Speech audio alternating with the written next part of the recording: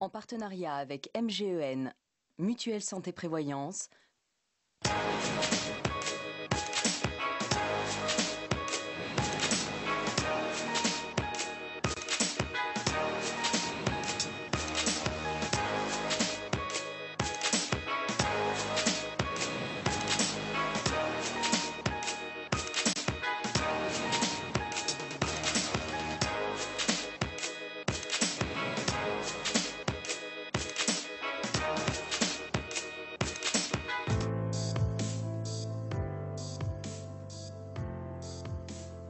Eh bien bonjour à toutes et à tous, bienvenue sur Beansport pour suivre cette 4e édition des Fi Days MGEN. Pour m'accompagner sur cette 3e journée, je retrouve à mes côtés Philippe Panetta. Bonjour Jacques. Allez Philippe, je te propose notre petite carte postale journalière. Toujours la chaleur et l'ensoleillement sur l'Occitanie, qui donne rendez-vous aujourd'hui à Albi, surnommée la Ville Rouge, le fait de la couleur de ses briques qui ont servi à la construction de son exceptionnelle cathédrale. Une cathédrale qui a la particularité d'être fortifiée. Son centre historique est aussi une invitation à travers le temps. Et la douceur de vivre. Toute l'année, Albi vous donne rendez-vous à travers des festivals, des expositions. Un séjour à Albi, c'est l'occasion de visiter le musée de Toulouse-Lautrec. Mais aujourd'hui, place au sport avec la 3e étape des Fi Days MGEN. On va y être, hein Philippe, une belle étape. Allez. Il est très heureux d'être ici, il est très excité pour cette 3e étape. Pour Pour une étape sans drafting, c'est difficile d'avoir une stratégie en place d'équipe, mais qui va essayer de faire du mieux qu'il peut. Sa stratégie, c'est plutôt de rester pas très loin des autres en vélo pour pouvoir après envoyer à pied derrière. Eh ben, on a retrouvé, c'était logique aujourd'hui, notre ami qui porte la tunique rouge. Hein.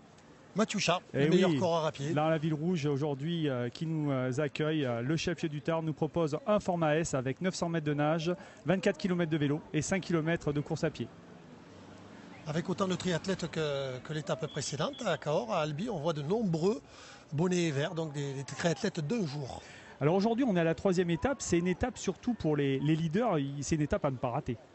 Là, c'est important. Je dirais, on est pratiquement à mi-course sur cette 3e étape, mais surtout, on revient sur un format individuel, ce qui n'était pas le cas hier avec le drafting. Donc, je pense qu'il va y avoir du mouvement de par le parcours proposé et le format de course sans drafting. Bon, et de suite, hein, ça s'élance. Pas beaucoup de changements. Tout le monde a pris à peu près la même trajectoire. Il y avait quand même pas mal de courants. Hein. Oui, on a pu le constater, beaucoup de courants. Néanmoins, pourtant, il nage de front, ce qui pourrait paraître un petit peu une aberration, hein, d'où l'intérêt de nager dans les pieds lorsqu'on a la force en opposition, en l'occurrence le courant ou le vélo à vélo. Mais là, en l'occurrence, c'est un fort courant. Et néanmoins, on retrouve les favoris. Hein, on connaît bien la maillot. Combinaison, ouais, et puis la barbe de Mattia Seccarelli. Hein. Avec la tunique verte du leader du classement général, mais on a aussi reconnu la tunique bleue du meilleur nageur de Jocelyn. Et oui, Jocelyn qui tous les jours fait l'effort en natation et pour essayer de sortir le plus rapidement possible et se maintenir dans son classement général. Ah, on connaît ses qualités de nageur, donc il ne fait que confirmer. On retrouve aussi Liam Ward derrière, donc Jocelyn Mourier, Liam Ward qui ne lâche rien dès la partie natation, bien au contraire. Alors toujours des superbes images hein, de nos amis caméramans là, qui se régalent parce que cette ville est extraordinaire. On est allé se promener un petit peu dans le centre ancien, c'est vraiment magnifique, mais on verra ça tout à l'heure avec la course à pied. Ça a été un super spectacle tout le long. Effectivement, on a eu l'occasion de discuter avant le départ de la course avec les triathlètes. Ils sont ravis de faire connaissance avec cette région, cette ville qui est époustouflante de qualité architecturale. Alors, la particularité de ces Fi Days MGEN, hein, on voit les élites, ça crawl, ça nage assez rapidement, ça glisse. Et puis il y a aussi des amateurs hein, qu'on voit systématiquement partir un petit peu à la brasse. Oui, alors que là, c'est la sortie. C'est la sortie. Hein. Et Jocelyn a déjà fait un écart. Hein. On l'a vu tout à l'heure, il a produit un effort à la dernière bouée. Gamward qui sort de suite derrière lui. Et la tunique verte. Toujours. Alors une particularité, là, il fallait qu'ils aient une transition qui était un petit peu plus longue pour rejoindre le parc à vélo. Oui, certains ont même appelé ça aujourd'hui un quadriathlon, tellement la distance séparant à la sortie de natation au vélo était importante. Et en plus, au-delà d'être importante, il y avait un dénivelé conséquent, très conséquent pour ceux qui connaissent la ville d'Albi. Allez, la sortie de l'eau était extraordinaire. On les mettait de suite dans l'ambiance. Il y avait cette fameuse côte à passer. C'était fabuleux. Un super spectacle, en tout cas, que nous offrent ces athlètes à élite. Voilà, sortie de l'eau, donc Mathias Eccarelli 12-6 à la transition. Hein. Jocelyn Mourier a un peu peiné à 2 secondes, on va dire, derrière dans cette fameuse sortie de l'eau. Alors que l'on retrouve la première féminine, me semble-t-il, ou du moins les classements féminins des Anglaises. Et là, ça a été la surprise. Parce que notre Léa Pipiwo, actuellement, avait l'habitude de nous habituer à sortir première, mais elle n'est pas sortie première. C'est Oxon qui est sorti juste devant Amy Charéron. Qu'on a reconnu là et que l'on revoit voilà, actuellement là, au parc à vélo, tenue verte aux couleurs d'MJN. Voilà, une transition qu'on essaye de faire le plus vite possible. Le souffle est déjà quand même bien coupé là. Et c'est l'anglaise hein, qui s'élance la première. Voilà, alors Amy et puis Julie Nivois. Voilà, donc Julie Nivois qui a fait une très très belle nage. Et la Piplot aujourd'hui, c'était pas son jour. Hein. En natation, elle a déjà 18 secondes de retard. Et Estelle n'est pas très très loin. Voilà, Jocelyn Mourier, donc notre meilleur nageur au cumul, 35 minutes 44. Et Ian Wards, 2 secondes. Voilà, et ben c'est notre moment fraîcheur, Philippe. Un moment à ne pas rater. Tu vas rencontrer une équipe fantastique sur CMGN. On est vraiment passionnés et on a découvert ça l'an dernier à Montpellier. C'était un défi un peu personnel après avoir vécu d'autres sports. C'était rebondir avec un nouveau défi. On a découvert le fitness triathlon avec Marc l'année dernière. On s'est piqué un petit peu au jeu et du coup on continue. Passion familiale même parce que j'ai mon fils de 19 ans. Et ben, on le pratique ensemble. Au départ lui était plus sur la natation, moi plus sur le vélo. Et on s'est retrouvés sur les 3 épreuves. Et c'est du sport plaisir, du sport en famille. Et ça c'est vraiment agréable. Ma fille de 25 ans va faire son premier triathlon aujourd'hui avec les fitness. Et cerise sur le gâteau, son compagnon, mon gendre, qui ne savait pas nager il y a 1 an, se met au triathlon et va nous rejoindre à Narbonne pour le prochain défi fitness de Narbonne. Dominique est très fort en course à pied, moi un peu fort en vélo, donc on verra. Hein. Alors c'est peut-être la natation qui va nous départager, mais l'amitié restera. Voilà.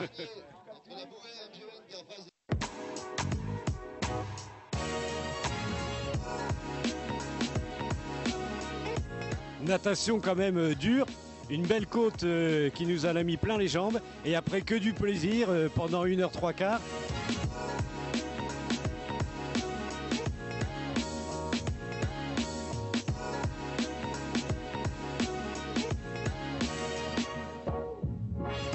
Moi c'est le même sentiment, j'ai envie de recommencer, de faire mieux, m'entraîner cet hiver hein, avec mon fils et avec Dominique, faire une course ensemble, s'entraîner régulièrement et voilà, dans ce paysage merveilleux du Lot, il y a des choses à voir et c'était merveilleux, c'est une bonne journée aujourd'hui. Bon alors Philippe, tu vois, le triathlon, c'est un exemple isolé, ça se propage, hein, c'est communicatif. C'est l'esprit du triathlon. Le triathlon, c'est de partager, mais c'est aussi et surtout de s'essayer pour la première fois. C'est une découverte. Alors, plusieurs possibilités pour s'essayer. Hein. Le relais, le XS, en famille, entre amis, entre copains de travail. C'était mon premier triathlon et c'est vraiment une très bonne expérience, je trouve. Je recommencerai. Bon, qu'est-ce qui a été le plus dur pour toi? Supporter le père à l'entraînement ou à la course? Les deux, c'était super.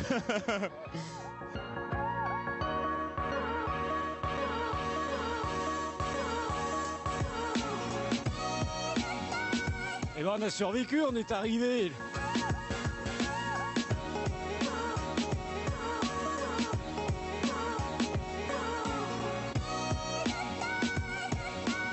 Mais que du plaisir, on reviendra.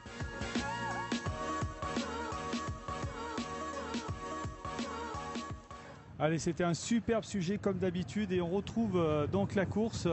Donc là, c'est le 3e hein, qui est devant nous, alors que devant Mathias Eccarelli est là, et bien en jambes. Il se met de suite en position de recherche de vitesse. Il y avait 10 km pratiquement de ligne droite hein, sur la première partie, Philippe. Effectivement, mais étonnant de le voir se retourner alors qu'il vient d'enfourcher son vélo. Il devrait être en capitale confiance. Alors, est-ce qu'il est inquiet au regard du profil et de la concurrence, en l'occurrence une concurrence interne avec Tommy de Gamme? Je sais pas, moi il m'a un petit peu surpris tout à l'heure sur la natation, j'avais l'impression qu'il forçait un petit peu. Est-ce qu'il n'a pas essayé de trop suivre Jocelyn et il s'est un petit peu entamé? C'est possible parce que c'est hyper stratégique sur la journée entre les équipes élites avec ses partenaires, alors qu'on aperçoit Liam qui revient sur Jocelyn Mourier qui porte le maillot du meilleur nageur. Alors là, il faut le préciser à nos spectateurs, hein, aujourd'hui, pas question de se mettre dans la roue du collègue hein, ou de l'adversaire. Il faut maintenir une distance de sécurité, du moins une distance de non on va dire, d'aspiration. Hein, c'est cela, 7 c'est mètres. cela. Donc c'est, comme le diraient les puristes, le véritable triathlon sans drafting. Voilà, encore, donc là on voit ouais, c'est Mattia Secarelli, c'est bien ça qui vient de passer devant nous. Liam Ward, Yann bien Ward. posé sur sa machine. Voilà, beaucoup, donc, beaucoup de vent. Hein. ouais, il n'est pas en bec de sel, hein, un petit peu quand même, hein, ça doit forcer. Oui, là il ne fait pas semblant lui non plus. Voilà, alors Jocelyn qui repasse. Ah, il y a un petit mano à mano. Il y a un petit mano à mano. Alors là, on doit s'écarter, on doit respecter une certaine distance de sécurité et absolument ne pas prendre l'aspiration de celui qui nous dépasse. Hein. C'est la réglementation fédérale en cours dans le monde du triathlon. Donc 1,50 m de chaque côté et 7 mètres entre les athlètes. Et pour nos spectateurs qui sont novices de façon, sur le triathlon, donc qu'est-ce qui risque là? C'est un carton bleu si j'ai bien compris. Hein. Oui, avec une pénalité. Et là, Ouais. c'est le départ des femmes. Donc. Alors les femmes, justement, on y revient. Donc eh ben, on a l'habitude, hein, c'est la tunique verte, elle ne la quitte pas depuis le début. C'est Amy Charéron qui s'est lancée en vélo. Elle a une concurrente, une Suissesse quand même, qui elle a du fil à retordre, hein, si vous me permettez l'expression, Estelle Périllard. Moi, elle m'épate. Elle est jeune, elle est humble. Et puis j'aime bien sa façon de courir, elle est généreuse. Elle est concentrée, elle découvre le fit, parce que c'est une véritable découverte hein, que d'enchaîner 6 triathlons en 6 jours. C'est pas le commun, le quotidien des triathlètes, y compris les triathlètes de haut niveau. Et oui, c'est la particularité de ces FIDES et MGEN, c'est que les athlètes, en plus de la chaleur, c'est nouveau, c'est 6 étapes à suivre tous les jours, on va dire, avec un format M qu'on a commenté au Mont-Lozère.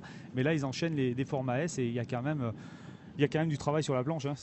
Surtout lorsque c'est sans drafting comme aujourd'hui à Albi et avec une grosse chaleur comme tu as pu l'évoquer Jack, avec la fatigue qui s'accumule, avec la concurrence qui tire vers le haut, bref avec du dénivelé aussi parce que c'était pas évident aujourd'hui non plus. Oui, je reviens sur la chaleur, mais c'est vrai qu'on a vu des concurrents amateurs qui étaient vraiment en détresse déjà sur le vélo, mais là voilà, il se passe quelque chose. Amy est en train de revenir, hein, elle va prendre alors elle a été dépassée sur les images et donc à ce moment-là on y va, on va revenir sur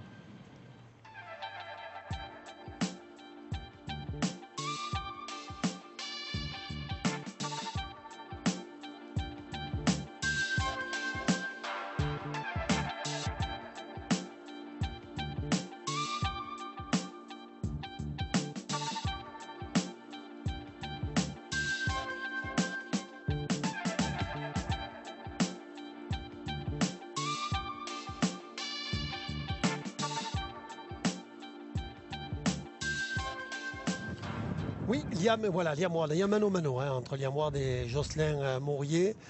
Il ne se laisse pas faire, Jocelyn. Le maillot jaune, donc Toumi de Gamme, le porteur du maillot cycliste. ouais, après ces belles images là, on voit Tommy là, qui fait son effort. Hein. Hier, ce matin, je l'ai trouvé très concentré et hier très déçu. Oui, mais il savait qu'avec le format de course à drafting et avec une distance courte, hier que ça serait compliqué pour lui. Aujourd'hui, sur ce format et avec... Ah là, je pense que c'est la chevauchée fantastique de Tommy. Là. Il a mis turbo là.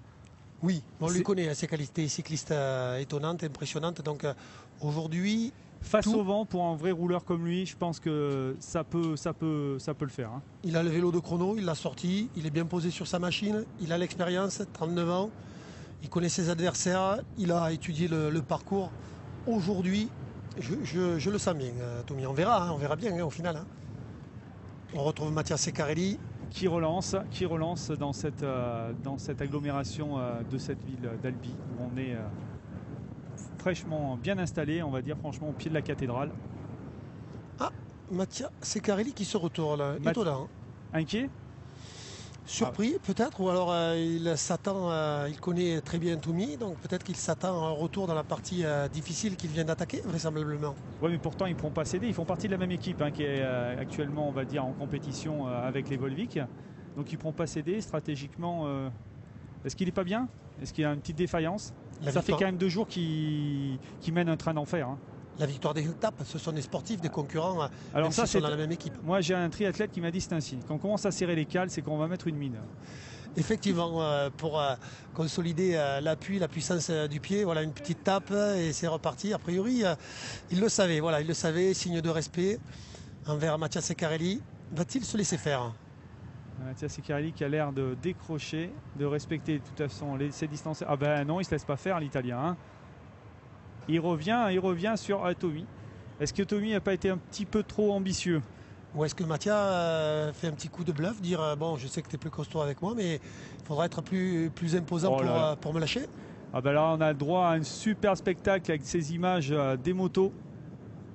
Super boulot de nos cadreurs. Là, la fréquence de pédalage n'est pas très haute. Hein, donc, ouais, il emmène gros là, non? Oui. Il emmène très très gros. Hein. Et ben voilà, il arrive à la transition. On est au pied de la cathédrale et le premier arrivé, c'est le parrain de l'épreuve, c'est Tommy Desgans, triple champion de France militaire. Alors que derrière, il est pas loin, hein, Mattia Ceccarelli, ça doit peut-être pouvoir le faire à 38 secondes. Jocelyn Mourien qui débute très très bien la casse à 1,45, là c'est très très bien. Mathieu Gallet, 2 jours réguliers à 2,31. Et puis voilà, donc au classement du maillot jaune, c'est toujours Tommy Desgans qui mène la danse avec 21 secondes d'avance sur Mattia Ceccarelli, la tunique verte. Et comme on retrouve là d'ailleurs la tunique verte féminine, Amy Charéron. Et Estelle derrière à 7 mètres. Est-ce qu'elle se prépare à contrer la Suissesse? Un mano à un mano chez les hommes, mais aussi chez les femmes, pour notre plus grand plaisir. Ah, c'est vrai que ces filles nous proposent un spectacle magnifique depuis le premier jour. Et là, on a vraiment un mano-mano avec Amy. Voilà, Estelle en danseuse. Elle avait l'air un peu dans le dur. Du moins, c'est l'impression qu'elle dégageait. Mais bon, on ne va pas se fier aux impressions. Elle respecte la distance réglementaire de 7 mètres. Donc, il n'y a pas de drafting. Aucun souci pour les arbitres. Et encore du spectacle. Et elle revient, elle se repositionne. Et voilà, ce qu'on pouvait, on pouvait s'en douter. Hein. Elle essaye de passer à l'extérieur. Sans profiter de l'aspiration, on rentre dans Albi, il reste plus que quelques kilomètres parce que bon, on connaît les talents d'Amy, on va dire, en course à pied, et pour Estelle, il fallait faire la différence au vélo. Hein. Ah, elle avait tout intérêt, soit à durcir la course à vélo, soit arriver en même temps, mais avec après un vélo très très très dur, soit arriver avec de l'avance. Et ben voilà. Amy Charéron donc devant, Estelle est passée à la transition avec 1 seconde d'avance. Et moi j'aime bien, c'est Julie Nivois qui est toujours dans le bon coup. Voilà, on revient sur la course des hommes. Tommy, voilà, on descend un peu le dossard, un petit peu des irritations. Les organismes sont fatigués, là c'est la dernière partie de course à pied. Peut-être la plus dure, un parcours sinueux dans la ville d'Albi. Beaucoup de relances effectivement. Un parcours pas long, mais avec des relances permanentes, un coup au soleil, un coup à l'ombre, pas de possibilité d'anticiper sur les 100-200 premiers mètres parce qu'il y avait beaucoup d'angulation. Et je ne vois pas Mattia revenir pour l'instant. Est-ce que ça serait le grand jour de Tommy?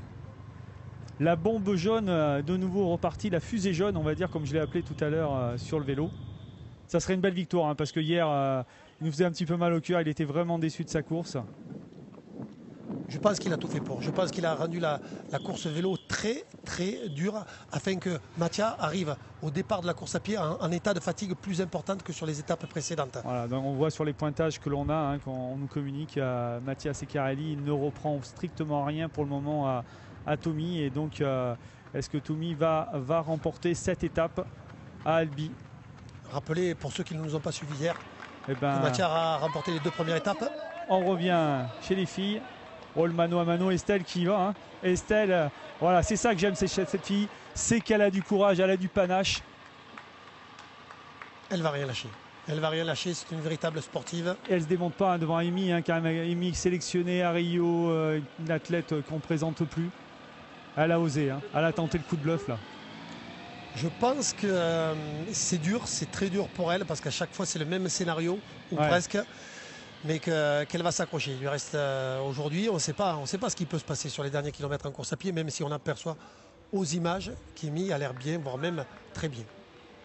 Ouais, et toujours un passage dans ce petit passage dans le parc. Elle ne voit rien, les contre-jours, je crois, hein, c'est ça. Hein, elle a demandé au vélo ouvreur de l'attendre parce qu'elle ne peut pas anticiper la course, elle ne le voit pas, donc elle ne peut pas anticiper, c'est ce que je disais sur les commentaires précédents. C'est extraordinaire ces images que font notre équipe. Le vit pleinement, voilà, traversée du parc. On se rapproche de la ligne d'arrivée hein, sur ce parcours aujourd'hui qui était très très très en relance. Ah ben voilà, il y en a qui ont trouvé l'astuce pour se parer du soleil. Il faudra qu'on essaye ça demain, Philippe. Voilà, un Albigeois donc à domicile qui fait juste l'étape d'aujourd'hui, à la différence d'Amy et d'Estelle, qui ne lâche rien hein, sur les images. Ah ben on voit notre amie là qui commence à décrocher là avec le chapeau, elle va pas tarder à y revenir dessus aussi. Voilà. Toujours le même style. Mais elle est puissante hein. Elle est posée, elle est puissante. Oui. Et alors déterminée. Alors on retrouve Tommy. Alors où en est la course? On attaque la partie un petit peu trail, si on peut se permettre, un petit côté nature, un petit côté fraîcheur dans cette ville d'Albi. Et là Tommy est toujours en tête. Ah, ça, on se rapproche de l'arrivée, je crois que ça sent bon pour lui. Ah oui, Mattia Seccarelli est quand même loin là. Hein. Voilà, bon, on s'approche de la cathédrale.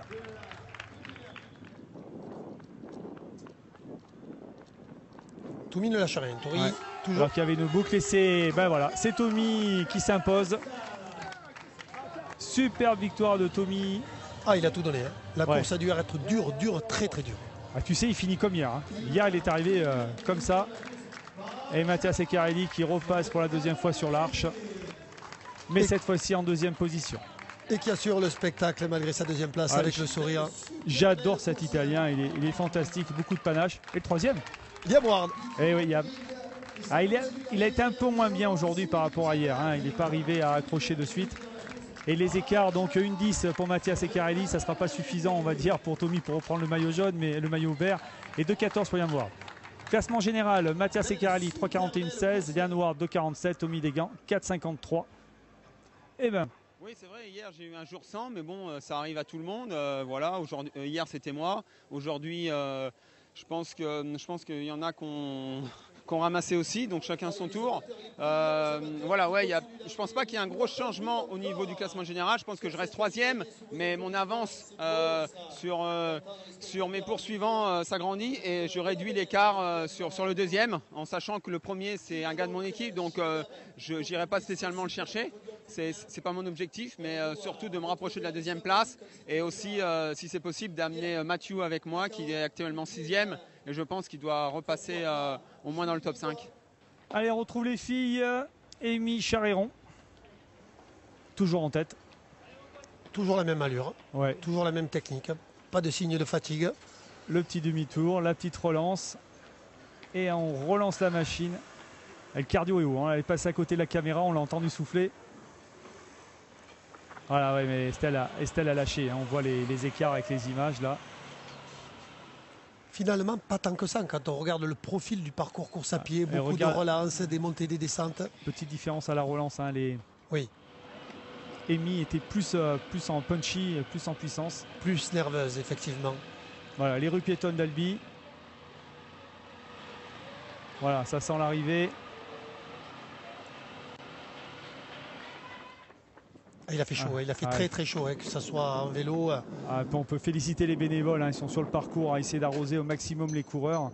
C'est une sacrée organisation et un courage d'organiser dans Albi même une compétition d'une telle ampleur. Hein. Il a tellement fait chaud que les triathlètes aujourd'hui avaient interdiction de porter la combinaison à néoprène. Et ben, sans combinaison en néoprène, on prend la même, on recommence. Hein. Allez, belle victoire, très très belle victoire d'Amy Charéron. 3 courses, 3 victoires. Et c'est de plus en plus net. Hein. Estelle lâche du lest, mais elle finit encore au sprint. Elle essaye de limiter la casse. Et puis, comme tu le disais si bien hier, donc de nous le rappeler, à Mont-Lozère, c'était surtout le classement par équipe qui compte. Amy Charéron, 1h12. 1h08 malheureusement pour Estelle qui lâche encore du terrain. Et Alexia Bailly qui finit 3e. Alexia Bailly qui reste sur le podium à 15,56. Donc on va retrouver en interview Amy. Bah, franchement, moi j'adore les parcours urbains comme ça à pied, donc je me suis fait trop plaisir. Une natation difficile avec beaucoup de courant, j'arrivais à peine à passer les bouées tellement qu'il y avait du courant. Et un vélo aussi sympa, très bien, il n'y a rien à dire. Aujourd'hui je suis contente parce que j'ai fait les 3 parts vraiment bien régulières. Donc effectivement maintenant je commence à avoir pas mal d'avance, donc je peux gérer mon avance, donc je peux faire comme je veux, suivant les sensations. Voilà. Donc le classement du mi-coureur, Mathieu Sharp 59,42, Liam Ward 2,19. Vaisha Vassiev. Le russe, hein, c'est quelqu'un qui te plaît, toi. Hein. Donc au classement meilleur jeune, Anthony Lebègue prend le leadership en 3h07 et puis Charlotte toujours devant. Voilà, et on parlait des organismes, ils ont bien souffert encore aujourd'hui, Philippe. C'est le moins que l'on puisse dire. Mais après l'effort, le réconfort, tout est prévu par l'organisation. On voit Lucien en train de se faire masser. C'est vrai que là, on en parlait avec les athlètes, ils sont très très éprouvés. Et le secret, ça va être demain, on va dire, de bien récupérer pour cette étape gigantesque qui les attend. Allez, on se retrouve donc demain du côté La Salvetat sur Agou pour cette quatrième étape, excusez-moi, avec une nage en eau du lac. J'ai perdu le nom, tu l'as peut-être. De la Raviège. De la Raviège.